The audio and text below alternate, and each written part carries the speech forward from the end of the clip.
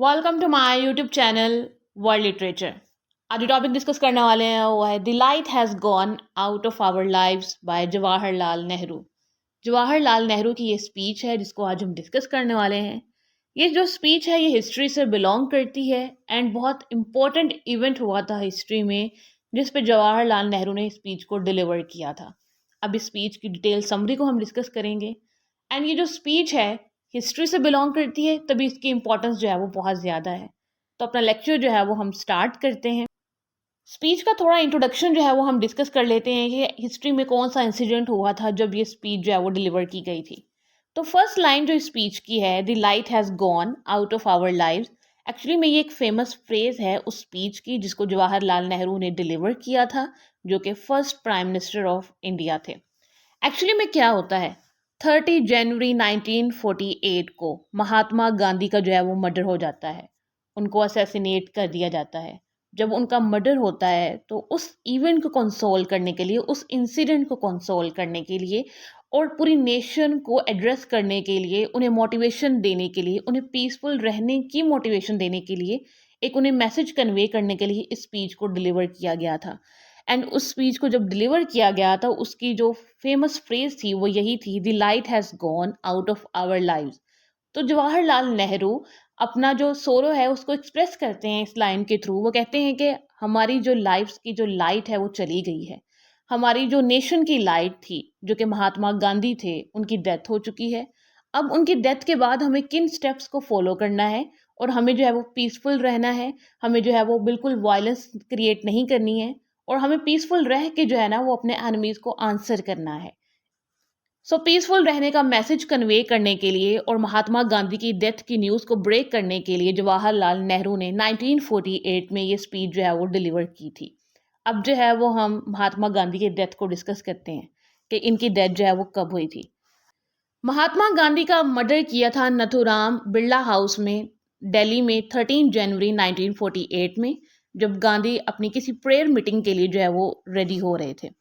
अब जो इनका मर्डर है वो 5:17 PM पे जो है वो किया गया था एंड इनकी जो डेथ की जो न्यूज़ है वो 6 PM पे जो है ना वो पूरे ऑल इंडिया रेडियो में जो है वो अनाउंस की गई थी, जिसमें ये कहा गया था कि महात्मा गांधी का जो है वो मर्डर हो चुका है न्यू दिल्ली में और 5:17 PM पे जो है ना वो उनका मर्डर हुआ था। अब गांधी की डेथ के बाद लॉर्ड माउंटबेटन क्या करते हैं, वो नेहरू को कहते हैं कि आप नेशन से बात करें और नेशन को जो है ना वो पीसफुल रहने, काल्म रहने का मैसेज दें, क्योंकि जो हमारे लीडर थे उनकी आखिरी विश यही थी कि पूरी जो नेशन है वो यूनिटी में रहे, क्योंकि एनिमीज़ हर तरफ फैले हुए हैं और ये जो पॉइजन है वो हर तरफ फैला हुआ है।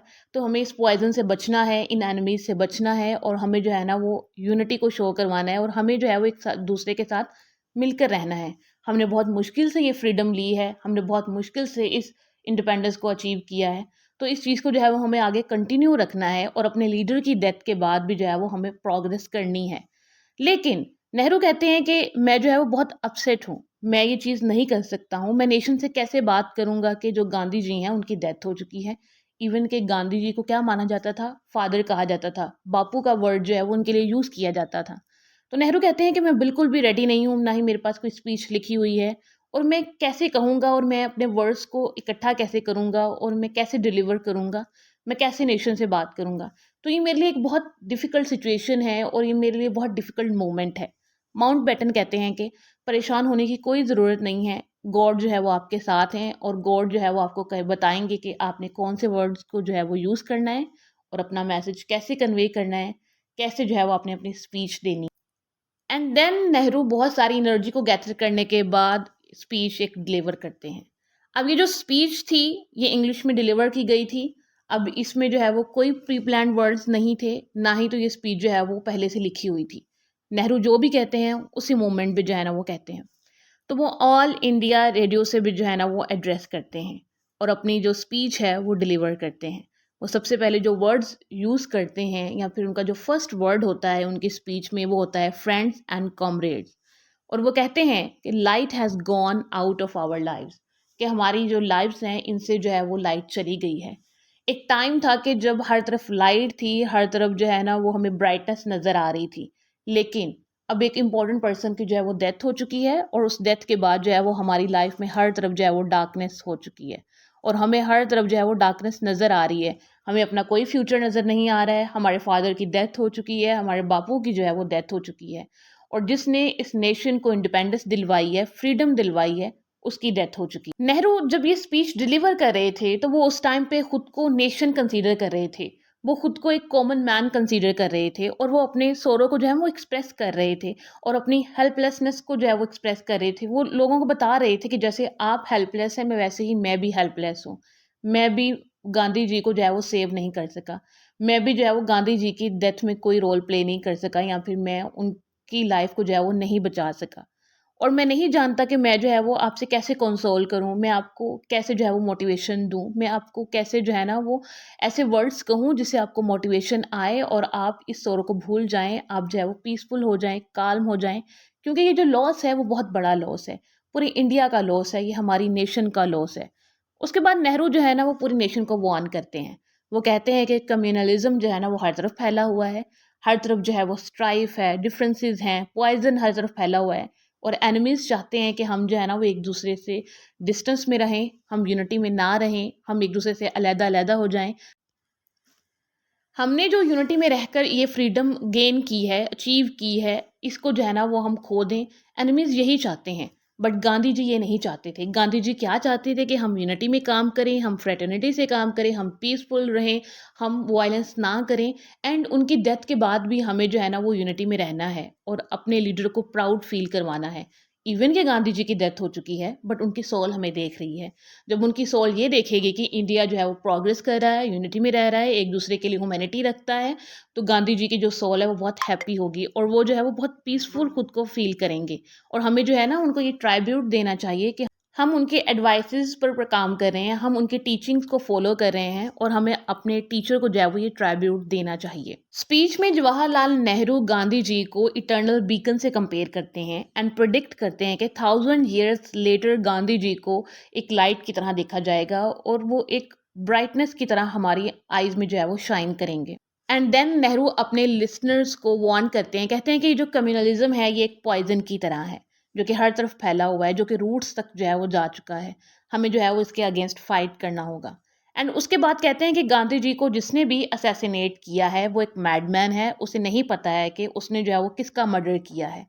اس نے گاندھی جی کا تو مرڈر کر دیا ہے, لیکن اسے لگا ہوگا کہ ہم جو ہے وہ ویک نیشن ہے, بٹ ایسا بالکل نہیں ہے. گاندھی جی جو ہے وہ ایک اسٹرانگ نیشن بنا کر گئے ہیں. اس نے گاندھی جی کی لائف کو تو اینڈ کر دیا ہے, اسی لیے جو ہے نا میں اس کو میڈ کہتا ہوں, جس نے ایک گریٹ لیڈر کا جو ہے وہ مرڈر کیا ہے. اور اس کے بعد جو ہے وہ پھر سے پوائزن کو ڈسکس کرتے ہیں کہ بہت سے ایئرس سے جو ہے نا وہ ہم اس پوائزن سے فائٹ کر رہے ہیں. اب فائٹ کیسے کر رہے تھے؟ 1857 کا ایونٹ دیکھ لیں, برٹشرز دیکھ لیں, برٹش راج دیکھ لیں. اس کے بعد جب ان سے فریڈم ملتی ہے تو اس کے بعد گاندھی جی کی ڈیتھ ہو جاتی ہے. تو یہ جو پوائزن تھا یہ روٹس تک پھیلا ہوا ہے, اور یہ جو پوائزن تھا یہ صرف ہماری نیشن کو ڈسٹرائی نہیں کر رہا, یہ ہمارے نیشن کے مائنڈس کو بھی ڈسٹرائی کر رہا ہے, ان کی مینٹل ہیلتھ کو بھی جانا یہ افیکٹ کر رہا ہے. تو گاندھی جی کا مرڈر یہ اسی چیز کو پروف کرتا ہے کہ وہ ہمیں مینٹلی ویک کرنا چاہتے تھے, کہ ہمیں لگے کہ ہمارے لیڈر کی ڈیتھ ہو چکی ہے, اب ہمارے پاس کچھ بھی نہیں بچا ہے, اب جو ہے وہ ہم دوبارہ سے سلیوری میں چلے جائیں گے. بٹ ہمیں ایسا نہیں کرنا ہے, ہمیں جو ہے وہ بہت پیسفل رہنا ہے, اور ہمیں انٹیلیجنٹلی جو ہے وہ ہر چیز سے فائٹ کرنا ہے. نہرو کہتے ہیں کہ ہمیں اس پوائزن کو فیس کرنا ہے, ہمیں اسے جو ہے نا وہ جڑ سے نکالنا ہے, ہمیں اس سے اپنی نیشن سے روٹ آؤٹ کرنا ہے, اپنے کنٹری سے جو ہے وہ اسے روٹ آؤٹ کرنا ہے, اور ہمیں ہر پرابلم کو اسٹرانگ رہ کر جو ہے وہ فیس کرنا ہے, اور ہمیں اپنی نیکسٹ جنریشن کی پروگرس کے لیے کام کرنا ہے. ہمیں ان کے لیے کام کرنا ہے تاکہ انہیں جو ہے وہ کوئی پرابلم فیس نہ کرنی پڑے. اور ہمیں سب کچھ جو کرنا ہے وہ میڈلی نہیں کرنا ہے, بیڈلی نہیں کرنا ہے, ہمیں اپنے اینیمی کا وے اڈاپٹ نہیں کرنا ہے. ہمیں جو ہے وہ بہت پیسفل رہنا ہے, ہمیں کالم رہ کر کام کرنا ہے, اور اپنے ٹیچر کی بتائی ہوئی ٹیچنگز کو فالو کرنا ہے, ان کے ایڈوائسز کو فالو کرنا ہے, کہ اگر آج گاندھی جی زندہ ہوتے تو وہ ہمیں کیسے گائیڈ کرتے, ہمیں ان کی گائیڈنس کو فالو کرنا ہے. اسپیچ میں یہاں تک موٹیویٹ کرنے کے بعد نہرو فیونرل کا ٹائم بتاتے ہیں. کہتے ہیں کہ ہمارا پلان تو یہ تھا کہ گاندھی جی کی جو باڈی ہے اس کو 2 to 3 days کے لیے جو ہے نا وہ رکھا جائے, تاکہ انہیں جو ہے نا وہ ہومیج دیا جائے. بٹ گاندھی جی کی خود کی یہ وش تھی کہ ایسا کچھ بھی نہیں ہونا چاہیے. تو ہم نے ڈیسائیڈ کیا ہے کہ ہم جو ہے نا وہ ان کا فیونرل نیکسٹ ڈے جو ہے وہ 4 PM پہ رکھیں گے, اور یہ جو فیونرل ہے اس پہ جو ہے وہ کوئی وائلنس نہیں ہوگی. سب کو جو ہے وہ انوائٹ کیا جاتا ہے، وہ آئیں، بہت پیسفل رہیں اور اپنے لیڈر کو جو ہے نا وہ ٹرائبیوٹ دیں. اینڈ سب کو انفارم کیا جاتا ہے کہ جو فیونرل ہے اس کی جو پلیس ہے وہ رکھی جائے گی برلا ہاؤس سے جمنا ریور تک. تو سب کو جو ہے وہ انفارم کیا جاتا ہے کہ یہ جو روٹس ہیں ان کو سب لوگ کور کریں، یہاں پہ جو ہے نا وہ سائلنس کے ساتھ رہیں. اور جب جو ہے وہ یہ فیونرل ہو رہا ہوگا اس ٹائم پہ سب لوگ ریورس پر جائیں، وہاں پہ پرے کریں. اور یہ جو ہے نا وہ بگیسٹ پریئر ہونی چاہیے ورلڈ کی، تاکہ ہمارے جو لیڈر ہیں ان کی سول کو جو ہے نا وہ پیس مل سکے، ہیپینس مل سکے. آج کے لیکچر میں بس اتنا ہی. آئی ہوپ کہ یہاں تک یہ جو اسپیچ ہے وہ آپ کو سمجھ آئی ہوگی.